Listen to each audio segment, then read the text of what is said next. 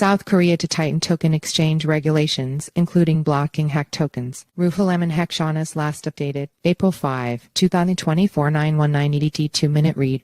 South Korea is set to introduce stricter regulations for token listing on exchanges, including the blocking of tokens that have been hacked. The country's financial authorities are preparing to release guidelines for virtual asset trading support, expected to be published by the end of this month or early next month, according to a report by News One. The Financial Supervisory Service has been working on these listing guidelines since the second half of last year, gathering input from exchanges such as the Digital Asset Exchange Association DAXA, the report said. While DAXA had previously prepared joint listing review guidelines, it was deemed necessary for the authorities to establish their own standards ahead of the implementation of the Virtual Asset User Protection Act in July. Hacked tokens can't be listed on South Korean exchanges. The upcoming guidelines specify that virtual assets with a history of hacking or security incidents will not be eligible for listing unless the cause of the incident has been adequately explained and the damages have been recovered. In recent months, several hacking incidents have targeted domestic virtual asset projects, resulting in the compromise of coins such as Galaxia GXA, Orbit Chain ORC, Samsung SSX, and Play DAP PLA.